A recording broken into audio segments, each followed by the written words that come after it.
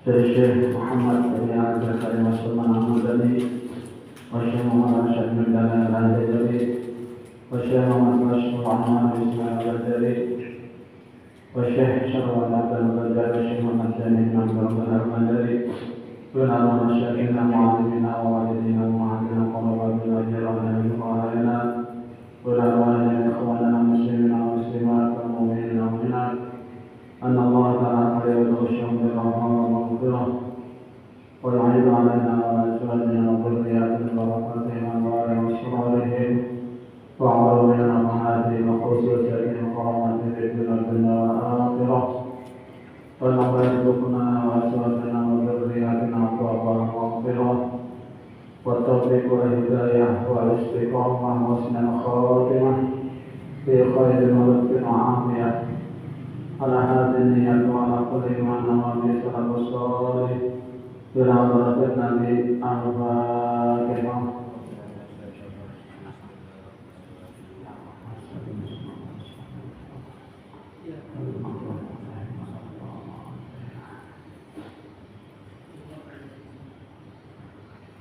Assalamualaikum warahmatullahi wabarakatuh. Bismillahirrahmanirrahim. Alhamdulillahi rabbil alamin. Wassalatu wassalamu ala asyrafil anbiya'i wal mursalin sayyidina wa maulana Muhammadin wa ala alihi wa ashabihi ajma'in. Subhanaka la ilma lana illa ma 'allamtana innaka antal alimul hakim wa tub 'alaina innaka antat tawwabur rahim wa la haula wa la quwwata illa billahil 'aliyyil 'azim. Rabbi shrah li sadri wa yassir li amri wahlul 'uqdatam min lisani yafqahu qawli amma ba'du. Hadirin jamaah salat maghrib Masjid Besar Taqwa yang dimuliakan Allah. Pertama-tama terlebih dulu marilah kita sama-sama memanjatkan puji dan syukur kita kehadirat Allah Subhanahu wa taala karena dengan nikmat rahmat, karunia, taufik dan hidayahnya juara, sehingga kembali kita pada malam hari ini kita dapat melanjutkan kajian kita tentang ilmu fikih kitab Sabilul Muhtadin yang masih membicarakan tentang bab sebab-sebab hadas. Salawat serta salam semoga pula terlimpahkan kepada junjungan kita, uswatun hasanah kita, idola kita, Nabi besar Muhammad sallallahu alaihi wasallam, kepada keluarga beliau, sahabat, kerabat, zuriat, bahkan pengikut-pengikut beliau ila yaumil qiyamah. Dan marilah kita pula sama-sama memperbarui atau berniat etika dengan niat awal itu an-a'taqidu al masjid sunnatan lillahi ta'ala. Sengaja saya beriktikaf di dalam masjid ini sunnat atasku karena Allah Ta'ala. Hadirin jemaah salat maghrib Masjid Besar Taqwa yang dimuliakan Allah. Baik, kita akan lanjutkan. Qala al-mu'allif rahimahullahu ta'ala wa nafa'ana bihi wa bi ulumihi fid dharain amin. Keempat dari yang membatalkan wudu ialah menyentuh alat kelamin yang bentuknya jelas dengan sebagian dari tapak tangan atau perut jari, baik vagina itu dalam bentuk kubur atau dubur depan atau belakang, dari lelaki atau perempuan, baik kelaminnya sendiri maupun kelamin orang lain, sekalipun alat kelamin mayat atau anak kecil. Anak kelamin mayat, ya, alat kelamin mayat atau anak kecil sama batal. Misalnya, ya kan, kita sudah berwudu lalu membasuhi bayaran, baik anak kita atau cucu kita, tajapai alat kelaminnya itu kan cara ya tajapai. Tapi ini dengan tapak tangan kan, dengan tapak tangan.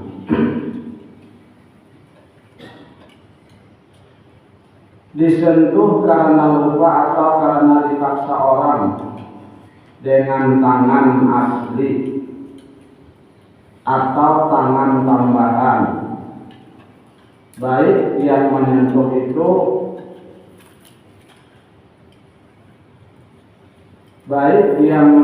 itu kelas lakiannya atau perempuannya, ya, lakiannya atau perempuan, atau seorang yang banci. Seorang yang banci ini artinya mempunyai kelamin dua, ya, banci namanya, kelamin kedua, laki dan perempuan. Karena Nabi SAW bersabda, man massa farjahu falyatawadda. Artinya barang siapa yang menyentuh alat kelaminnya, hendaklah dia berwudu. Hadis riwayat Tirmidzi, Ibnu Majah dan Ahmad dari Ummu Habibah. Dan lagi sabda Nabi SAW yang berbunyi, Idza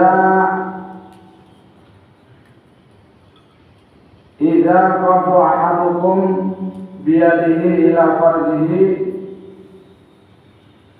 wa laysa bainahuma satrun wa la hijabun falyatawadda.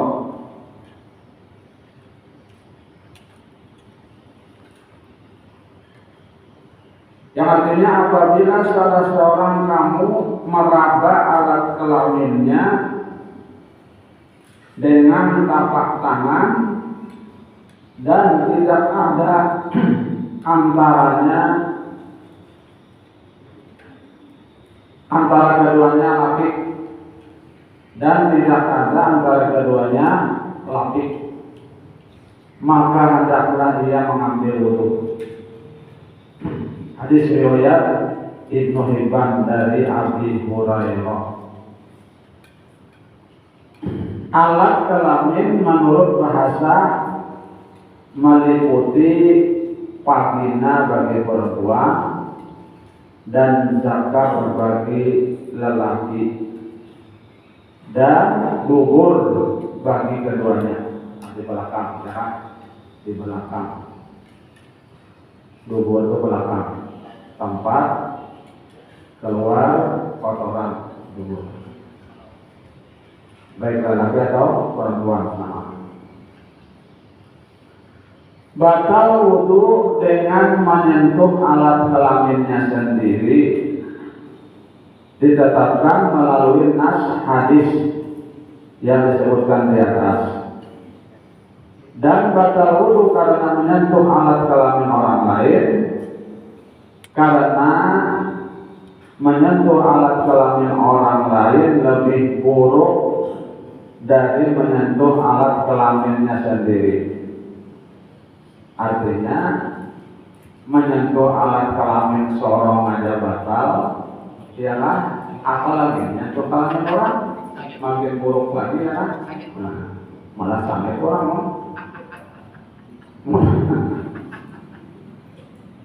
ya.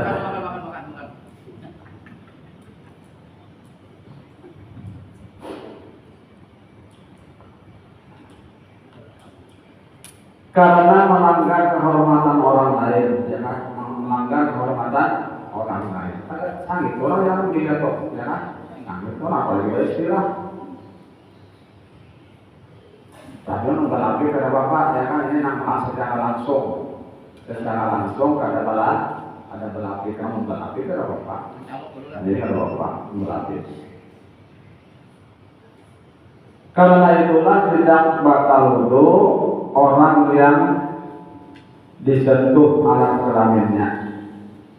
Dan dalam hadis diterangkan man massa zakarahu falyatawaddo. Artinya barang siapa yang memegang zakarnya hendaklah dia mengambil wudu. Artinya yang batal itu orang yang menyentuh, lah orang yang menyentuh. Sedangkan orang yang disentuh adalah batal. Ini pada menyentuh tapi orang. Ada ampunnya. Ini ada menyentuh orang lain yang menyentuh, ya kan? Ada.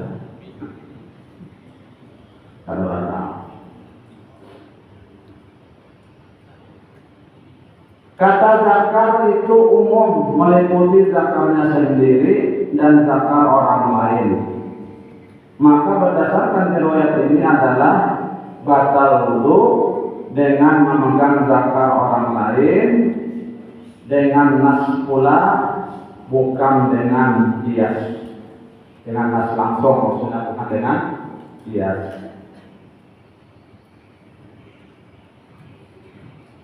Tidak ada perbedaan antara zakar atau vagina atau dubur, baik masih berhubungan dengan tubuh atau sudah bercerai dari tubuh, umpamanya terpotong, ya kan, tetap batal. Nah, kalau kemarin kalau menyentuh bagian tubuh aja yang sudah terpisah itu kada batal yang kemarin. Tapi kalau ini alat kelamin ini biarpun sudah terpisah, namun itu alat kelamin tetap batal wudunya. Ya kan, apalagi masih berhubungan dengan badannya, yang terpisah ini batal ya kan.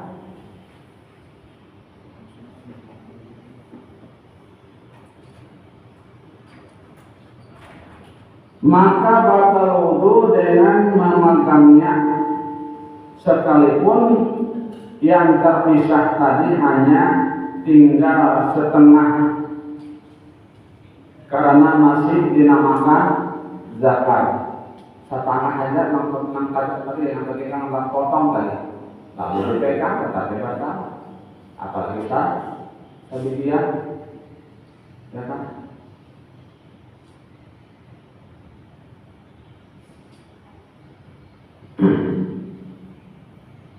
Terkecuali kulit kepala zakar yang terpotong pada saat melakukan khitan, maka tidak batal wudu menyentuhnya karena tidak lagi dinamakan zakar. Kulit nang kepala nang bekas berhitam, ya kan, kelimbit kan itu pada apa? Kenapa? Itu kada disebut zakar lagi, kalimbit aja ya kan. Ngaran jadi kalimbit.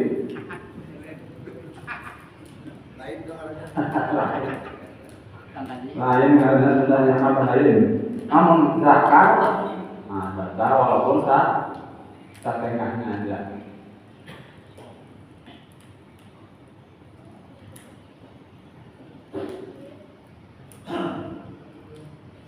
Dimengerti dari yang demikian itu bahwa jika dipotong zakar lalu ditumbuk halus, ya, maka tidak batal wudhu menyentuhnya, karena pada saat itu tidak dinamakan zakar, artinya sudah ditumbuk halus, ya, sudah di apa lagi kita tuh, jadi tepung, jadi kalapung, ya, jadi apa namanya, nah itu kada batal, ada bentuk lagi.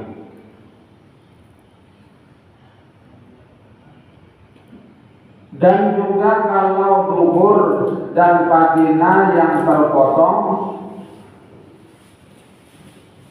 maka tidak batal untuk menyentuhnya terkecuali jika masih dinamakan vagina atau dubur. Kalau seorang mempunyai 2 zakar atau 2 vagina, maka batal menyentuh salah satu dari keduanya. Kalau keduanya asli atau serupa dengan yang asli atau salah satu tambahan, tetapi berbetulan dengan tempat yang asli, berbetulan dengan tempat yang asli. Dan seperti demikian itulah jika seseorang mempunyai dua tapak tangan, keduanya asli atau keduanya serupa dengan yang asli, atau salah satunya tambahan, tetapi bertepatan dengan yang asli, maka batallah wudhu dengan menyentuhnya. Yang dimaksudkan dengan zakar yang membatalkan wudhu menyentuhnya ialah seluruhnya sampai ke kulit yang menutup kepala zakar, selama masih belum bercerai dari tubuh. Dan yang dimaksudkan dengan vagina perempuan yang menyebabkan batal wudhu menyentuhnya ialah pertemuan antara 2 tepi yang mengelilingi lubang vagina dan daging tempat hitam, sekalipun panjang sampai keluar ujungnya dari vagina, dan yang lain dari itu sekalipun tersentuh tidak membatalkan wudhu. Dan yang dimaksudkan dengan lingkaran dubur yang batal wudhu apabila menyentuhnya ialah tempat pertemuan keliling lubang dubur, tempat pertemuan keliling lubang dubur. Tidak batal wudhu dengan memegang bagian luar dubur dan biji kelamin. Biji kelamin itu pada batal. Apa jarak tuh? Apa sambalnya? Paler ya, paler. Nah, bijinya ada batal. Yang batal itu adalah kelaminnya. Ya. Ari-ari ada batal juga. Ari-ari. Dan bulu yang tumbuh pada pangkal zakar atau vagina, dan vagina antara dubur dan kubul. Dan yang membatalkan wudhu menyentuh dengan tapak tangan dan perut jari ialah tapak tangan dan perut jari di waktu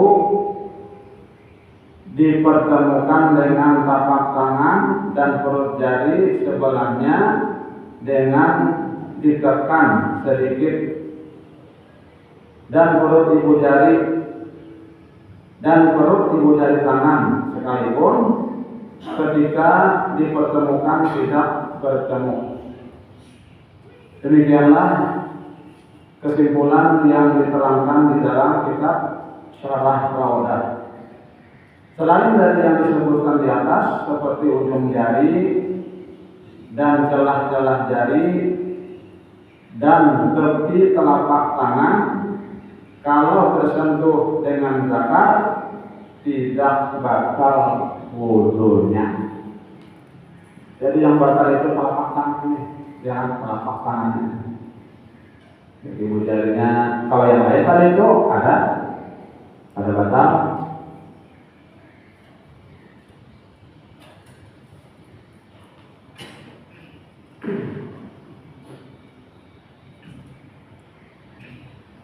Dikeluarkan dari kata alat kelamin manusia ialah alat kelamin binatang dan burung, tidak batal menyentuhnya karena tidak dihormati dan tidak pula membangkitkan syahwat. Ya kan, kalau kelamin binatang, ya kan, ada bapak, jaktai hasil. Karena itulah tidak diharamkan melihat dan tidak dikenakan hukuman hak bagi orang yang bersenggama dengan binatang. Dikeluarkan dari kata manusia yang jelas, karena jenis kelaminnya ialah banci asli. Banci asli, hemat produk, tidak batal menyentuh salah satu daripada dua alat kelaminnya. Dua alat kelaminnya yakni zakar dan vagina. Karena diperkirakan yang disentuh itu alat kelamin tambahan. Tetapi kalau orang yang banci tadi menyentuh kedua alat kelamin orang yang banci yang lain, batallah wudunya karena dia menyentuh zakar atau vagina dengan yakin. Demikian juga batal wudu orang yang banci jika menyentuh zakarnya sendiri dan vagina banci asli yang lainnya, atau menyentuh vaginanya sendiri dan zakar banci yang asli yang lain, atau menyentuh vagina dan zakar banci asli yang lain.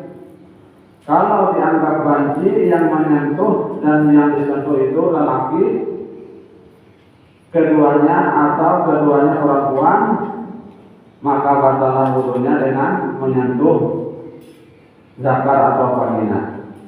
Jika dianggap salah, seorang tadi keduanya lelaki dan yang seorang perempuan, batallah wudunya dengan tersentuh kulit lelaki dan kulit perempuan dengan syarat bahwa keduanya bukan mahram. Hampir sampai di sini saja yang disampaikan. Mudah-mudahan ada manfaatnya dan mudah-mudahan Allah SWT mengampuni segala dosa-dosa kita, dosa orang tua kita, keluarga kita, guru kita, jalan depan kaum muslimin dan muslimat. Dan mudah-mudahan Allah SWT mengabulkan segala hajat kita, hajat dunia dan akhirat. Dan mudah-mudahan Allah SWT memastikan kita menjadi umur kita dengan dalam keadaan husnul khatimah. Amin amin ya rabbal alamin. Subhanallah wa bihamdihi asyhadu an la ilaha illa anta astaghfiruka wa atubu ilaik. Wassalamualaikum warahmatullahi wabarakatuh.